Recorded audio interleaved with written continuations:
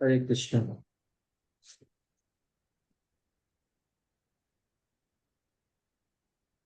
এই জগৎ চক্র কে চালাচ্ছেন? দিগম্বর প্রশ্ন করছেন ভক্তিবিনোদ ঠাকুরকে। ভক্তিবিনোদ ঠাকুর বলছেন,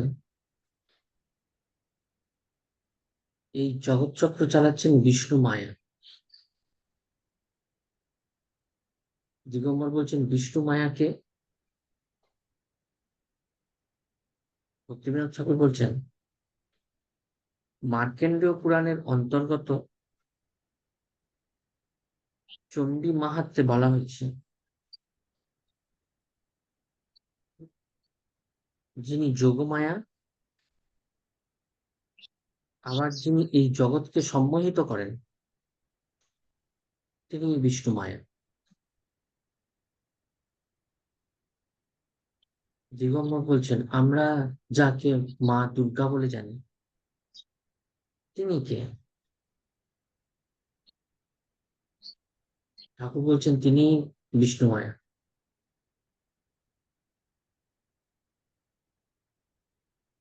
দিগম্বর বলছেন, তাহলে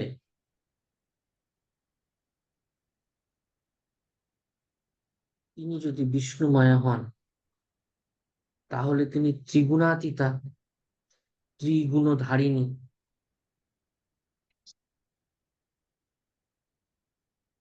কিন্তু তোমার যে বিষ্ণু মায়া, তিনি তো নির্গুণ নহেন। তাহলে তোমার বিষ্ণু মায়া আর আমার বিষ্ণু মায়া কি এক?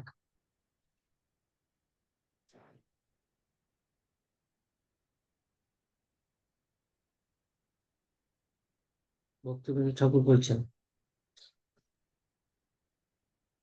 বিষ্ণু মায়া বললে ক্ষুদ্রতা কিছু বলা হয় না। ভগবান বিষ্ণুর যে মায়া, তাহাই বিষ্ণু মায়া। ভগবান বিষ্ণু পরম চৈতন্য স্বরূপ, সকলে তার শক্তি।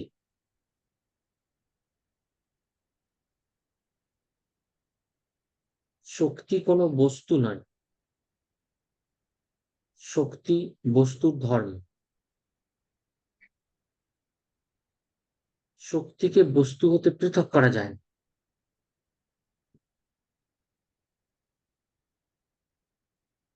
শক্তি পৃথক বস্তু নয়।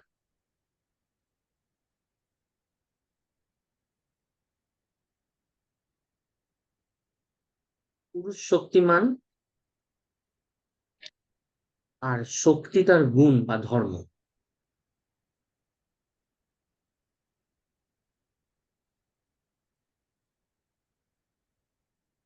ভগবান পরম চৈতন্য,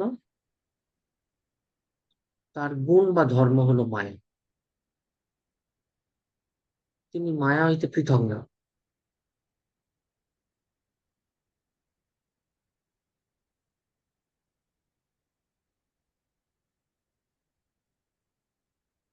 ভগবানের ইচ্ছায় শক্তি কার্য করে।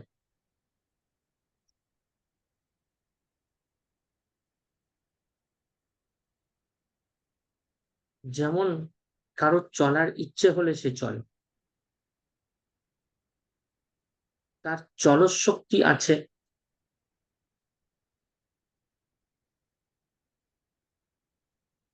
কথা বলার ইচ্ছা হলে সে কথা বলে, তার বাচন শক্তি আছে। এই শক্তি আর শক্তির মান পৃথক নয়। তেমন ভগবান এবং তার মায়া শক্তিও পৃথক নয়। তিনি তার এই শক্তিকে জড় কাজে ব্যবহার করছেন,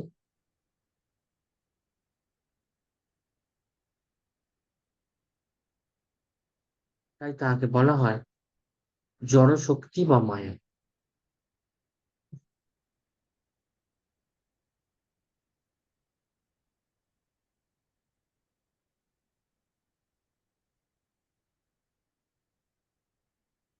দিগম্বর বলছেন, তোমরা কোন শক্তির অধীন,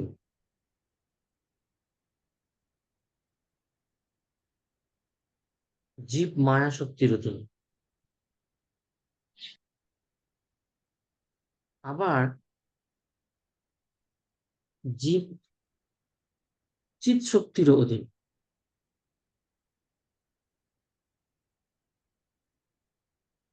দিগম্বর বলছেন, তোমরা যদি শক্তির অধীন, তাহলে তোমরাও শাক্ত।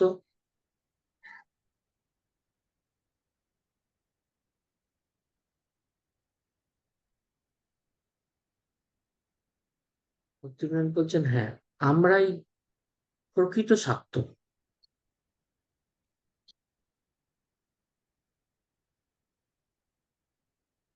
আমরা চিৎ শক্তি স্বরূপিণী শ্রী রাধিকার অধীন।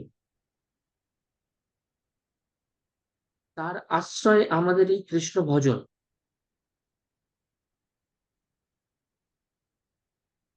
সুতরাং আমাদের তুল্য শাক্ত আর কে আছে?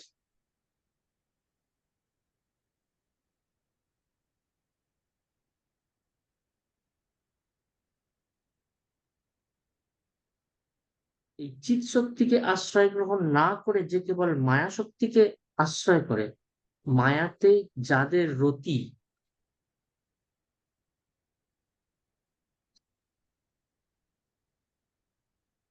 তারা বৈষ্ণব নয়,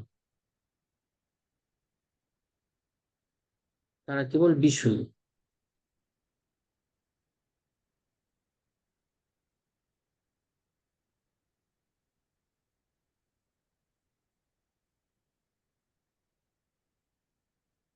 আমরা দুর্গা কালীর যে ভক্ত, তাদেরকে আমরা শাক্ত বলে যে পরিগণিত করি, ভক্তিবিনোদ ঠাকুর বলছেন যে আমরাও প্রকৃত শাক্ত, কারণ আমরা চিৎ শক্তি স্বরূপিণী শ্রী রাধিকার অধীন। তার অধীনতা গ্রহণ করে আমরা কৃষ্ণ ভজন করি। আমাদের তুল্য শাক্ত কে আছে?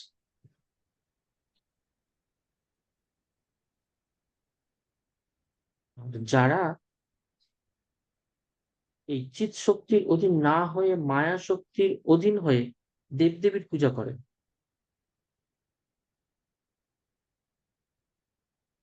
তারাও শাক্ত, কিন্তু তারা প্রকৃত শাক্ত নয়।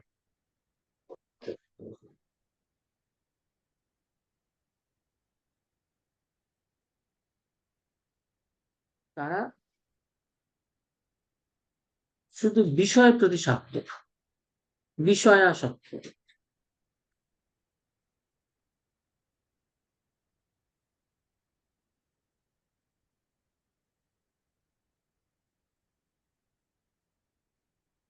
দিগম্বর বলছেন, তুমি যে জীব শক্তি, মায়া শক্তির কথা বলছো, সেটা কি প্রকার? ভক্তিবিনোদ ঠাকুর বলছেন, গীতায় বলেছেন,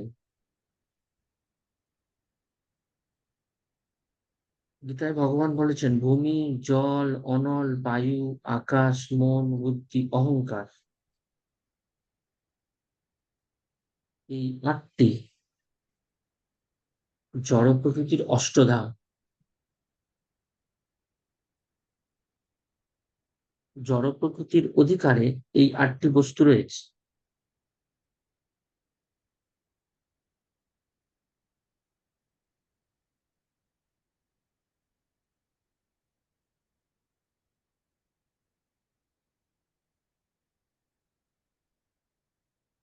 এই প্রকৃতি দ্বারা জড়জগৎ উপলব্ধি হয় বা দৃষ্ট হয়।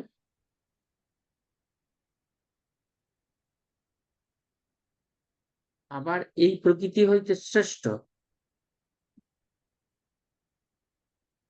আমার পৃথক একটি প্রকৃতি রয়েছে, সেই প্রকৃতি দ্বারাও এই জড়জগৎ উপলব্ধি হয়, আবার চিৎ শক্তি উপলব্ধি হয়।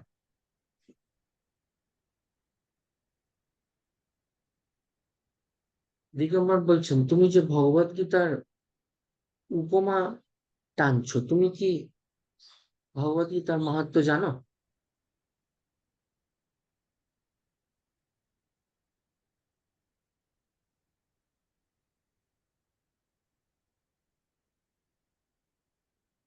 ভক্তিবিনোদ ঠাকুর বলছেন, এই গ্রন্থ সর্বপ্রকার বিতর্কের মীমাংসা।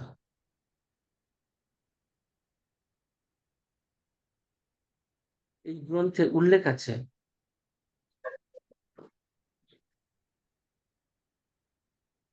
জড়জগৎ ছাড়াও পৃথক একটি জগৎ রয়েছে।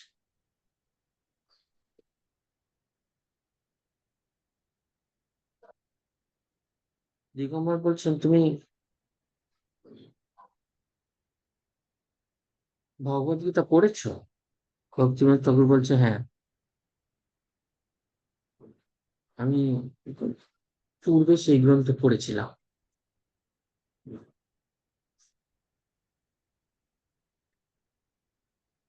তাতে তত্ত্বকথা কেমন রয়েছে?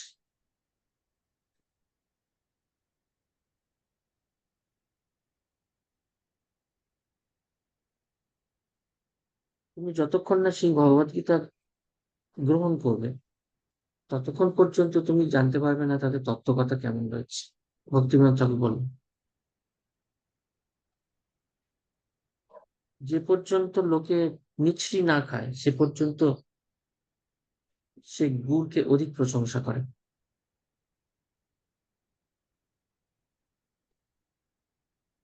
দিগম্বর বলছে, এটা তোমার গোঁড়ামি।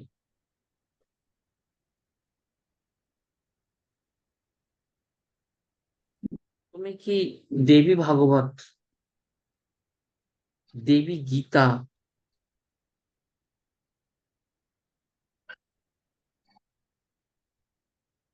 এই দুটি গ্রন্থ পড়েছো? তুমি কি এর নাম শুনতে পাও না?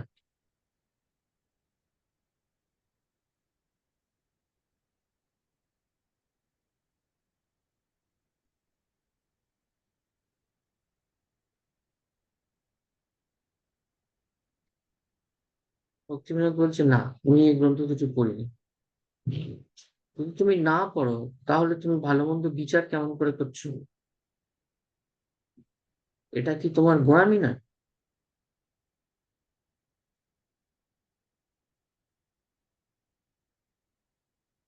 তুমি এই দেবী ভাগবত আর দেবী গীতা না পড়ার জন্য আমি যে কথা বলছি সে কথাকে তুমি কেটে দিচ্ছ, তার মান্যতা দিচ্ছ না।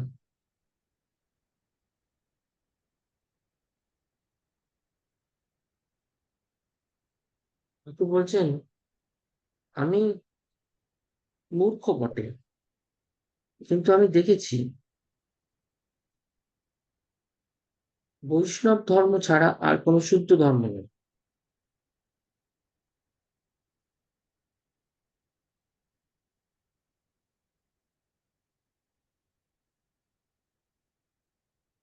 তুমি কেন নিজের মঙ্গল পথ দেখতে পাচ্ছ না? দিগম্বরকে বলছেন ভক্তিবিনোদ চন্দ্র।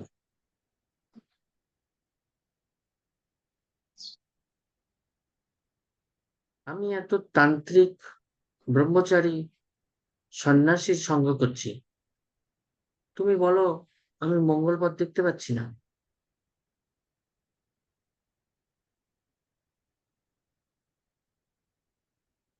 তুমি সভ্যতাকে নিন্দা করবে, বিজ্ঞানকে নিন্দা করবে, কেবল বৈষ্ণবগিরি করবে।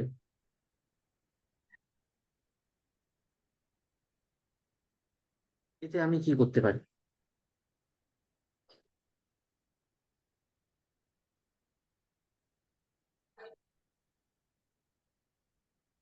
ভক্তিবিনোদ ঠাকুর বলছেন, তুমি যখন মরিবে, তখন তোমার সভ্যতা, তোমার বিজ্ঞান, তোমার কি কাজে লাগবে?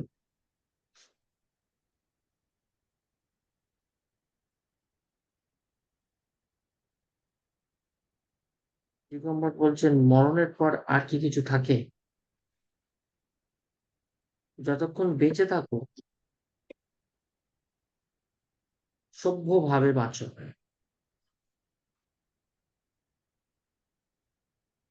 পঞ্চ মহাকার দ্বারা আনন্দ করো।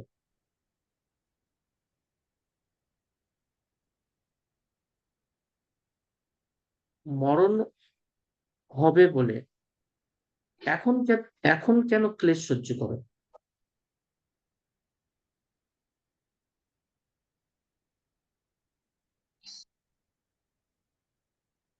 এই সংসারী মহামায়া, এই সংসারী যোগমায়া, এই সংসার তোমাকে সুখ দিতে পারে, আর মরণ আনতে মুক্তি দিতে পারে।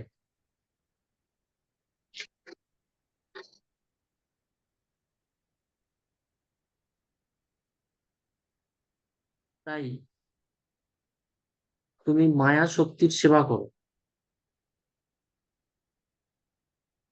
এই বিজ্ঞানের শক্তিকে লক্ষ্য করো, নিজের যোগ বল বৃদ্ধি করো।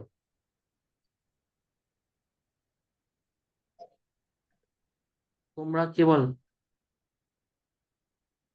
চৈতন্য পুরুষের গল্প নিয়ে আসো, সেই গল্পে বিশ্বাস করে ইহকালে এত কষ্ট পাচ্ছ, আর পরকালে আমাদের থেকে কি অধিক লাভ করবে তা আমি জানি না।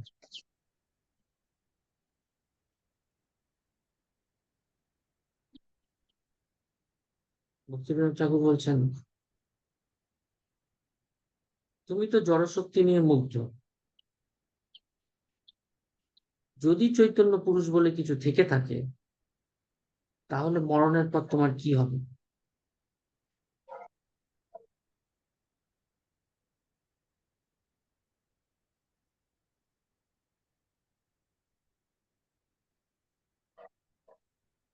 সুখ কাকে বলে? সে মনের সন্তোষের নাম সুখ।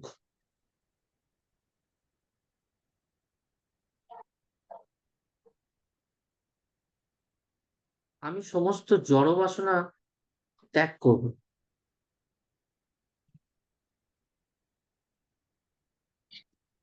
আর মনে মনে সুখ পাবো।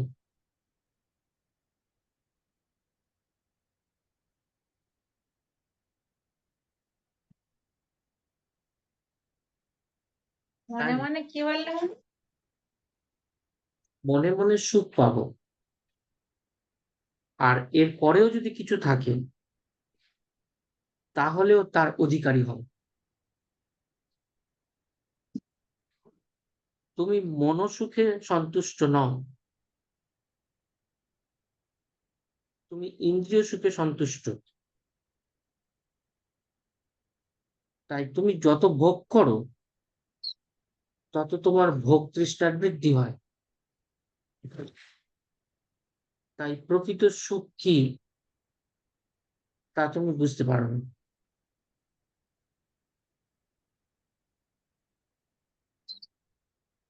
এই জড়শক্তির জড়সুখ অনুসন্ধান করতে করতে একদিন তুমি দুঃখের সমুদ্রে পড়বে।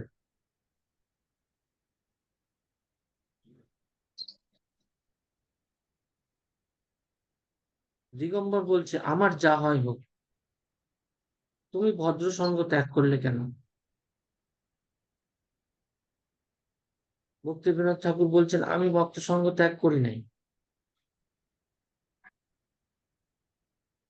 বরং ভদ্র সঙ্গ লাভ করেছি, আর অভদ্র সঙ্গ ত্যাগ করার চেষ্টা করছি।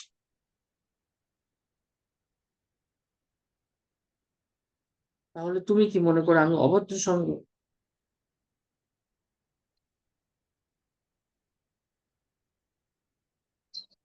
ভক্তিবিনোদ ঠাকুর বলছেন, যে সকল মানুষ অশান্ত, মূঢ়, তাদের সঙ্গ করার ফলে সত্য, শৌচ, দয়া চলে যায়। মৌন, বুদ্ধি, লজ্জা, যশ, ক্ষমা, ঐশ্বর্য ক্ষয়প্রাপ্ত হয়। তাদের সঙ্গ করবে না, তারা অভদ্র।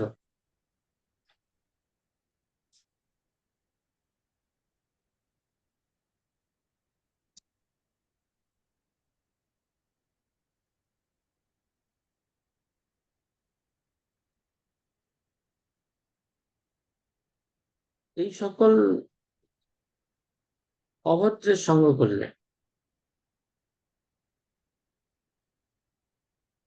জীবের মঙ্গল হয় না, দিগম্বর বলছে।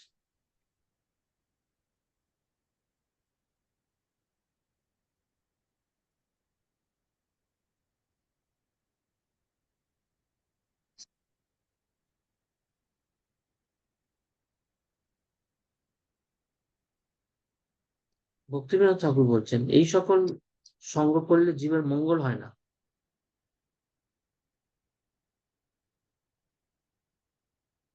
দিগম্বর বলছে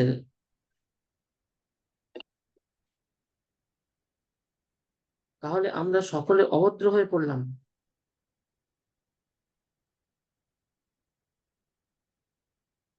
বেশ, তুমি বৈষ্ণব সঙ্গ করো, আমি নিজ গৃহে গমন করি।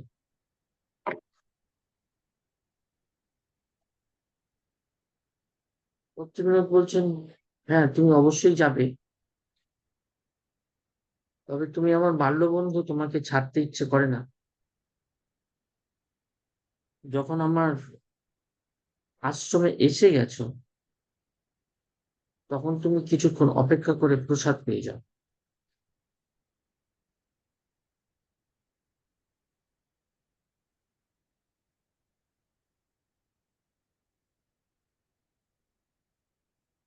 দিগম্বর বলছে আমি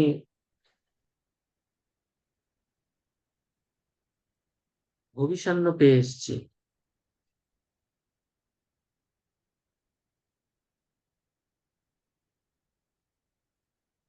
আবার যদি অবকাশ হয় আমি তোমার কাছে আসবো, এখন থাকতে পারলাম না।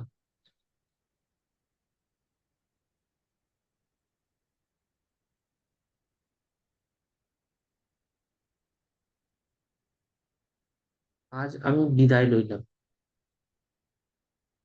ভক্তিনাথ ঠাকুর বলছেন চলো, আমি তোমাকে নৌকা পর্যন্ত উঠিয়ে দিয়ে আসি। এখন বলছেন না না, তুমি আপন কর্ম করো, আমার সঙ্গে কয়েকটি লোক আছে। এই বলতে বলতে তিনি অদ্বৈত কুটির ত্যাগ করলেন, আর অদ্বৈত দাস নিজ কুঠিরে নির্বিঘ্নে নাম করতে লাগলেন। হরে কৃষ্ণ।